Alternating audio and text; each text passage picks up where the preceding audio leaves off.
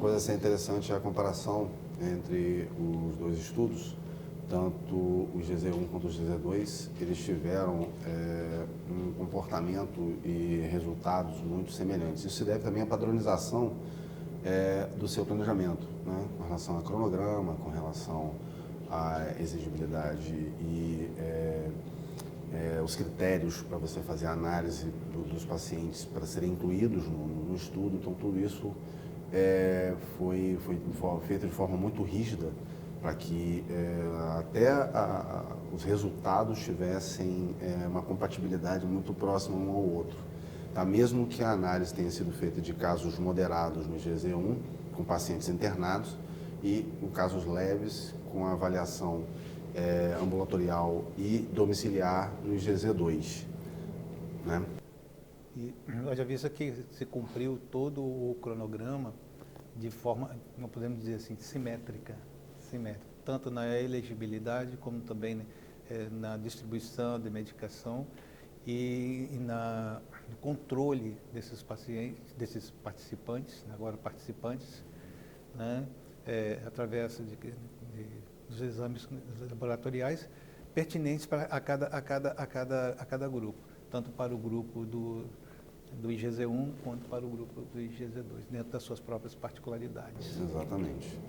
E uma coisa interessante a serem notadas, principalmente a padronização do que foi adotado, principalmente entre esses dois estudos. A quantidade da medicação a ser administrada, que foi dividindo em 5 miligramas uma vez ao dia, com relação ao padrão do tempo de tratamento, com relação ao padrão de acompanhamento, com relação ao follow-up do paciente no acompanhamento ambulatorial. Acho que tudo isso deu a fidelidade aos dois estudos de terem resultados que são muito próximos, tá? Com quadros clínicos diversos, seja o quadro moderado a grave, seja o quadro leve.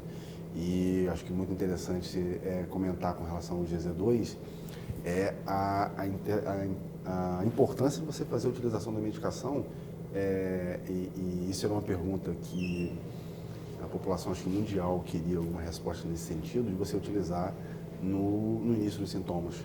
Né? Você tem agora um estudo que mostra a eficácia da utilização da medicação no início dos sintomas. E graças à pesquisa através do PCR quantitativo, porque o primeiro estudo que foi feito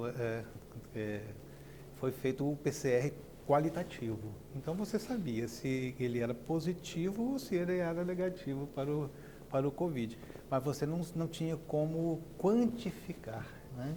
Então este estudo quantitativo também trouxe segurança não só no paciente moderado, no GZ1, em que você pôde acompanhar a evolução desses pacientes, como também no GZ2, onde você teve a segurança de fazer o acompanhamento domiciliar, podendo dar segurança a esses participantes e a certeza que eles seriam assistidos não só na medicação, mas também no controle laboratorial, né, deles, do início até o fim do seu tratamento.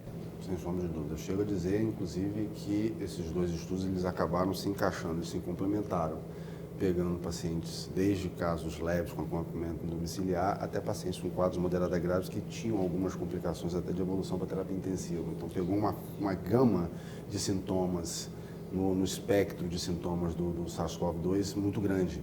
Então, assim, isso aumentou mais ainda a representatividade da melhora clínica com aziludine, né? Pegando pacientes desde quadros leves a quadros moderados a graves, como também, como a gente já tinha verificado na análise dos estudos, tanto do GZ1 quanto do GZ2, com relação ao espectro de cepas presentes na população. Então, assim, ele mostra a importância da medicação, tanto no espectro clínico, ou seja, ele é importante no tratamento de pacientes moderados, leves a moderados a graves, mas também mostra também a eficácia da medicação com o espectro de cepas presentes na população. Inclusive, com essa avaliação quantitativa, você pode dar segurança para a população por causa da questão vamos dizer assim, da agressividade ou índice de virulência de cada cepa. Exatamente. De cada cepa. Exatamente. Então, não importava qual era a cepa, se era a Ômicron, se era a Delta, não é? Com esse acompanhamento, você pôde dar segurança e ter segurança de acompanhar todo esse estudo, dando o melhor para o participante.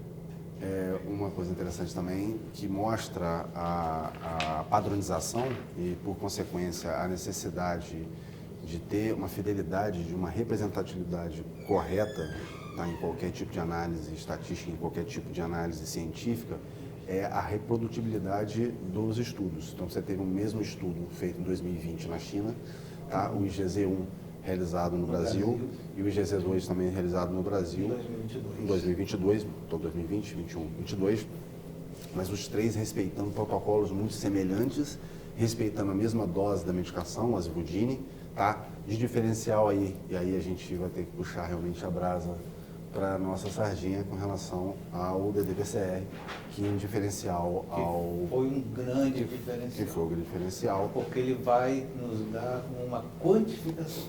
Perfeito. Ele vai quantificar, então ele já tem um pouco mais de fidelidade com relação à reprodução dos dados, com relação à fidelidade dos dados, uma vez que você tem a análise quantitativa do real da carga viral em relação aos pacientes no acompanhamento tanto da evolução clínica, fazendo um paralelo de carga viral com evolução clínica, quanto do desfecho de cura. O RT-PCR é uma quantificação por cálculo, mas o DD digital, né, DD-PCR digital, ele é uma quantificação real. Direta. Direta. Exatamente. Então isso é um diferencial. É um grande diferencial. Apesar dos três estudos terem a mesma linha de raciocínio, o mesmo escopo, mas a análise brasileira teve um pouco mais de detalhamento com a utilização do DDPCR. O fluxograma, desde dos critérios e protocolos de seleção dos pacientes, utilizando aí os princípios de exclusão e de inclusão para o estudo, idade acima de 18 anos, etc., foram semelhantes entre ambos, né? Só a única diferenciação as peculiaridades da necessidade do casos mais moderados da internação e do ambulatorial ou do domiciliar, com suas particularidades. Com a sua particularidade, um acompanhamento tanto ambulatorial quanto um acompanhamento domiciliar, que era uma das principais solicitações da população e das autoridades sanitárias, você ter alguma medicação que conseguisse ser utilizada na fase mais inicial da doença. Exatamente. Nós tivemos assim, vamos dizer assim, uma quebrazinha do protocolo no caso do IGZ-2, foi no tocante às visitas domiciliares que estavam previstas pelo protocolo para que fossem feitas em 48 horas. Mas nós optamos em fazê-las de 24 em 24 horas, no sentido de assistir e dar segurança para o participante no tocante ao seu medo, ao seu anseio em relação às cepas ou à efetividade das cepas. E até com relação à segurança da utilização da medicação, que é uma medicação experimental para essa finalidade, apesar de já ter um conhecimento. Até então desconhecida para nós. Exatamente. Então, assim, a segurança dessa medicação foi um dos pontos, a tolerabilidade, a segurança na utilização, a facilidade na utilização, que facilita muito a aderência ao tratamento. Sim. Não tem necessidade de ser droga injetável, não tem necessidade de ser uma coisa ser administrada a nível hospitalar. O fato de toda essa facilidade, não ter complicações, não ter eventos adversos graves relacionados à medicação, facilidade na tomada, uma meia-vida da droga com uma posologia muito fácil, que facilita a aderência. Para a saúde pública, eu acho que não tem medicação talvez com uma aderência teria uma aderência tão fácil quanto a Zivudine. Isso é mais um dado diferencial para mostrar a segurança da medicação frente à patologia. No caso do IGZ-2, nós colocamos ali que nós tivemos uma ocorrência grave, mas foi tocante a uma participante que foi detectada a gravidez, né? Então, como é protocolo, nós colocamos ela como um advento grave, mas só lembrando aqui que isso aconteceu, a gravidez dela aconteceu 45 dias depois do término do tratamento. Então, não foi durante o tratamento, né? Foi depois do término, mas nós achamos prudente colocar ali como advento grave. Isso é só, acho que isso acaba só reforçando no IgG2, primeiro, a eficácia da dose Budine versus placebo para a progressão da doença. Então, assim, você não progride o paciente para a fase moderada necessitando de internação. Primeiro ponto que já, de antemão, apesar da gente ter necessidade de um estudo mais aprofundado, de análise estatística mais elaborada, mas o fato de você não ter tido nenhum paciente com evento adverso no IgG2, ele não progrediu para intubação, não progrediu para internação hospitalar, isso já mostra uma eficiência do medicamento extremamente elevada. Eu acho que no IgG1 a gente já tinha tido esse tipo de reflexo quando o paciente de moderado a grave dentro da internação hospitalar, utilizando a medicação, apenas 3,88% acabaram evoluindo com evento adverso grave com necessidade de intubação e ventilação mecânica. A mesma época, um corte feito na população brasileira com pacientes internos, com o mesmo perfil, internados, quadro moderado a grave, cerca de 50% estava evoluindo para ventilação mecânica invasiva com complicações de óbito. Então, assim, essa redução significativa de complicações, de eventos adversos relacionados à doença, mostra a eficácia da medicação frente ao placebo e, principalmente, a presença de eventos adversos que não estão relacionados à medicação mostra a segurança da medicação do tratamento. Com relação aos eventos adversos, né, o que foram mais observados foi a cefaleia, a tontura, o aumento do TGO, do TGP, vou falar de forma bem simples, o aumento e também teve diminuição da gama-globulina, né, esses eventos, eles são comuns a todos os medicamentos antivirais. E até em estudos prévios do próprio Azigudine já existia, em estudos em outras patologias, no tratamento, por exemplo, do HIV, já existia o relato e o conhecimento de que essa medicação poderia tocar a função renal, a função hepática, sem complicações. E isso acabou sendo reproduzido no estudo. Né? A maior parte dos pacientes utilizou de forma segura, uma elevação das enzimas hepáticas, porém, sem nenhuma complicação, sem nenhum tipo de piora. E com remissão rápida, né? Exatamente. Até pela minha vida da droga, pela excreção rápida da via renal, essa medicação, teoricamente, mais um motivo para mostrar sua segurança. Uma vez interrompida a utilização por qualquer complicação, em pouco tempo ela já está fora do organismo e mostrando mais um dado de segurança, né, para a utilização da medicação. No momento da captação do paciente, né, para ele se tornar um participante, foram feitos 2 exames do RT-PCR, né, no dia 1, na admissão dele, né, e no segundo dia. E por análise você pode ver que isso nunca tinha sido feito antes, né? Isso nunca tinha feito antes. E o RT-PCR simples só daria o resultado positivo ou negativo. Sim. E fazendo essa análise desses 2 exames feitos, você tem como saber se a captação desse paciente para se tornar um participante do estudo, se estava na fase inicial, se já estava na fase de elevação, se já estava na fase de declínio, ou se já estava na fase já sem o vírus, né? Então isso contribui muito também para o prognóstico, vamos dizer assim. Prognóstico para o manejo clínico, né? Quando começar o tratamento, se vai começar o tratamento clínico.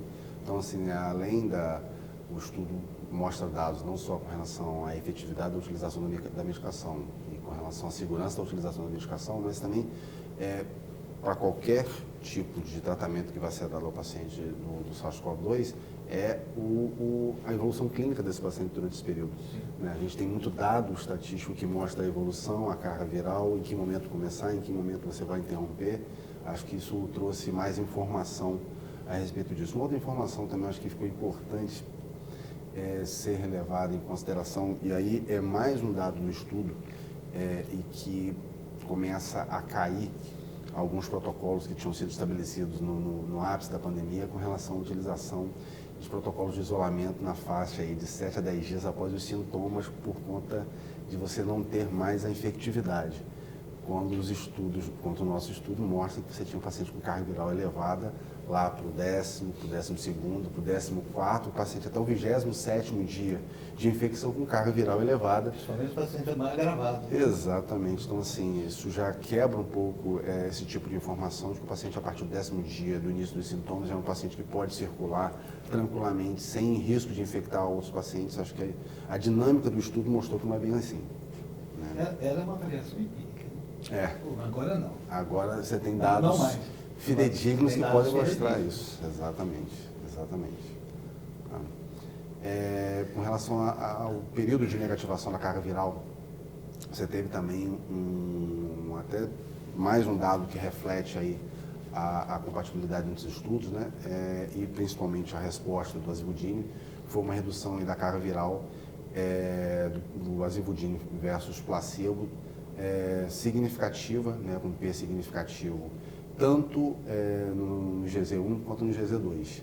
Tá? Você tem aí uma redução da carga viral, da negativação, né, da carga viral, de 6,24 dias para 7,94 do placebo.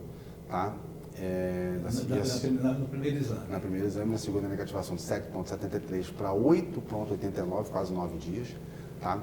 E no GZ2... No GZ2 nós tivemos 5,56 para o azivudine, em comparação de 6,27 para o placebo, né, com um P de 0,001. Uma significância importante. Muito importante.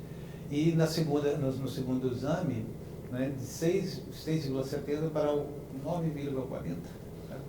Um dado significativo com relação a essa questão da redução da E carga viral. manteve também um P de 0,001. Uma significância importante. Excelente. Os dados da redução detectada da carga viral para a RT-PCR, a gente não vê uma significância tão importante, tão significativa quando o método utilizado é o RT-PCR, mas quando a gente parte para uma análise mais criteriosa, quantitativa do DD-PCR, aí sim, você tem uma significância importantíssima a partir do 3º dia de evolução e de utilização do azivudine versus placebo. Você tem uma diferença aí, começa a se realmente diferenciar o tratamento do azivudine versus placebo com significância muito importante na redução da carga viral. Seja para o GZ1 como também para o GZ2. Também para o GZ2. E essa avaliação ela fica notória, não só nos dados que nós temos ali numéricos, como também gráficos, né?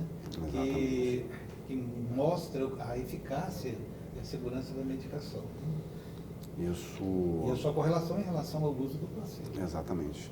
Isso é uma coisa que até ficou bem caracterizado nos pacientes que permaneceram com uma carga viral a partir do 14º dia do tratamento do azivudine internado. 66% não estava usando placebo. Só 33% é que tinha alguma carga viral detectada. Então, isso também já mostra aí uma efetividade da utilização da medicação e principalmente... No nome de GZ2 também nós tivemos mais ou menos o mesmo percentual. 60% para os casos de placebo e do azivudine apenas 40%. Que uma redução significativa da carga viral mesmo após o período de tratamento. Exatamente. Com relação esses gráficos, acho que são gráficos interessantes que podem mostrar a redução da carga viral, mostrando justamente o que a gente acabou de ilustrar agora. Quando você faz a análise através do RT-PCR, você tem uma redução quase que linear do placebo com o azivudine, tá? Tanto no GZ2 tem até uma redução já mais significativa, maior, né? mas quando você faz análise pelo DD-PCR, quando você faz análise quantitativa, aí a diferença é brutal, é gritante, com um P extremamente significativo. Tá? Extremamente significante da redução da carga viral com a utilização do azivudine. Mostra mais uma vez a importância da utilização do método, principalmente por você dar fidelidade à análise e mostrar a eficácia da medicação versus o placebo. Uma coisa importante também, para a gente citar principalmente a qualidade do estudo, a fidelidade do estudo em todos os seus aspectos, principalmente com relação ao IGZ1 e o IGZ2, é que a gente manteve a mesma farmácia central, a farmácia central da Santa Casa, para acondicionamento do medicamento, para distribuição da medicação de forma bem controlada, de forma criteriosa, mantendo as condições físico-químicas estáveis da medicação dentro de um ambiente controlado. tá? E principalmente você tem um centro de referência para tratamento das complicações, caso houvesse necessidade. Graças a Deus o estudo mostrou que não havia nenhum tipo de necessidade. Nos reduz quando você tem um evento adverso, zero. Para finalizar, né? O cumprimento total do protocolo. Exatamente. Sem nenhum... Os critérios, quando a gente é chato, é enjoado, a gente exigir que as coisas sejam feitas de maneira correta, de maneira... Isso só se reflete na fidelidade do estudo, quando você na qualidade do estudo e principalmente na qualidade do resultado final de um estudo como esse.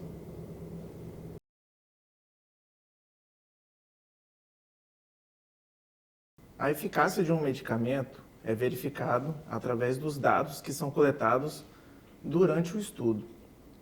Uma vez que o estudo, a eficácia do medicamento é verificada através dos dados, a gestão da qualidade de dados ela era feita diariamente. Todos os dados clínicos dos pacientes, tanto do IgZ1 quanto do IgZ2, foram coletados em fichas clínicas. Essas fichas clínicas elas seguiam para analistas de dados que faziam a verificação de todos os dados clínicos que estavam nessas fichas. Se tivesse alguma discrepância ou algum dado que foi colocado de maneira errada, era comunicado à equipe clínica e isso era corrigido. Esses dados também, uma vez verificados, eles eram inseridos no sistema que foi utilizado no estudo. Da mesma forma, uma vez que essas análises clínicas eram feitas diariamente, os exames laboratoriais eram colhidos e analisados a cada 48 horas. Essas mesmas analistas de sistema faziam a verificação junto ao laboratório de todos os exames que eram realizados durante o estudo. Esses exames eram compilados, analisados e uma vez que verificado que todos tinham sido liberados corretamente pelo laboratório, eram inseridos no sistema da mesma forma. Uma vez que esses exames eram inseridos no sistema, os subinvestigadores e o investigador principal faziam a avaliação desses exames e avaliavam os eventos adversos relacionados aos pacientes, aos participantes de pesquisa. Esses eventos adversos eram compilados e avaliados diariamente, fazendo acompanhamento de cada evento adverso que, porventura, ocorresse durante o estudo. Uma vez que concluídas essas fichas, verificadas e estivesse tudo certo, elas eram assinadas, conferidas e arquivadas no arquivo de cada participante. Durante o estudo, nós também fizemos reuniões junto ao Comitê Independente de Segurança de Dados. O comitê, como parte integral do estudo e que faz avaliação da segurança no decorrer do estudo, fazia petições junto à equipe técnica de gestão de qualidade de dados em relação ao banco de dados de completude dos dados, para verificar quanto de cada exame que foi realizado, se estavam sendo feitos exames de segmento corretamente, assim como verificar possíveis eventos adversos ou conduções erradas do estudo. Logo, esses relatórios foram feitos, entregues e avaliados por esse comitê. Esse comitê independente de segurança também faziam ajustes em relação à extração dos dados, análises estatísticas que porventura pudessem ser realizadas, e tudo isso de forma que fosse acatado pela equipe de gestão do estudo. Foram realizados todos os pedidos do Comitê de Segurança, absolutamente todos. Ao fim do estudo, o banco de dados, como ele foi verificado seguidamente, várias vezes pela nossa equipe, esse banco de dados ele foi fechado para a avaliação das análises estatísticas pelo estatístico do estudo. Uma vez que esse banco de dados é fechado, ele não ocorre mais nenhuma alteração, nenhuma correção e nenhuma outra modificação em nenhum dos dados, desde o fechamento do banco de dados. Isso ocorreu exatamente ao fim do estudo Comunicação Anvisa. O estatístico do estudo, em posse desses dados, ele realizou a quebra do cegamento, a divisão dos grupos e, de fato, verificou a eficácia do estudo. Pode-se garantir que o estudo ele foi conduzido corretamente em relação aos dados e da maneira a obter, de forma mais fidedigna, todos os dados para a verificação da eficácia do medicamento em estudo.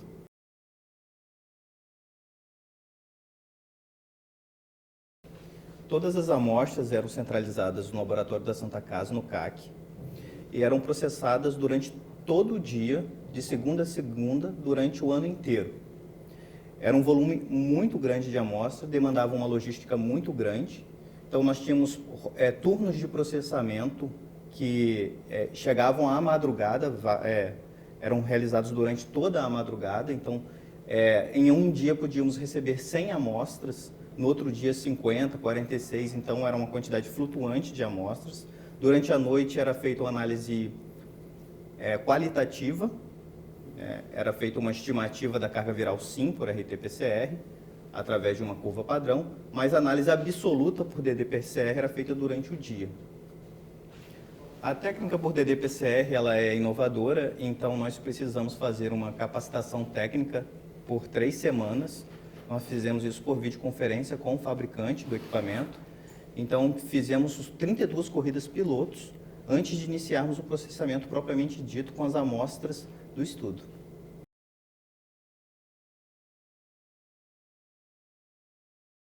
Durante a condução do estudo, foram feitas visitas periódicas aos centros participantes, onde eram vistoriados salas de triagem, salas de coordenação e principalmente as farmácias, onde as fichas clínicas e as fichas da farmácia eram sempre disponibilizadas pela equipe e também disponibilizadas remotamente por um sistema que o próprio Instituto Galzu desenvolveu, onde era possível, através de perfil e senha, termos acesso com toda a segurança dos dados. O centro ofereceu sempre toda a estrutura possível para a condução do estudo e durante as visitas a equipe do estudo, bem como o investigador principal, sempre estavam presentes e prontamente atendiam às demandas apresentadas. O centro ofereceu todas as estruturas de serviço para as visitas de monitoria, bem como os documentos-fonte do estudo. E, ao mesmo tempo, nós sempre tínhamos a presença de toda a equipe e, juntamente com o investigador principal, sempre com a anuência do investigador para a condução mais correta da monitoria. Como o estudo ocorreu em vários centros, em 4 cidades diferentes, nós tínhamos analistas de dados que, através do sistema desenvolvido pelo Instituto Galzu, monitoravam em tempo real as fichas clínicas.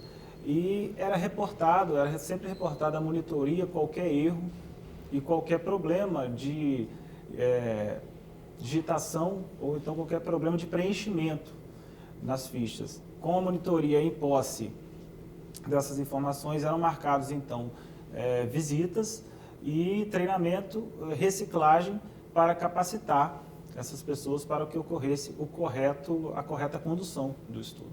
Na farmácia dos centros participantes, os medicamentos eram dispensados pelo sistema desenvolvido pelo Instituto Galzu através da leitura do código de barras.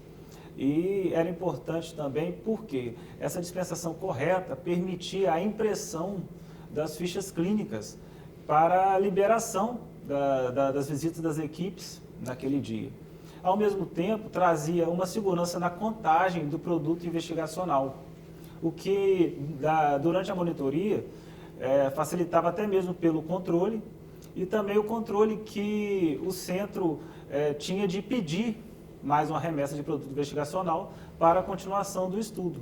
E ao final do estudo, também foi feita uma contabilização final dentro do sistema da quantidade de comprimidos, retornando para a farmácia central para ser incinerado.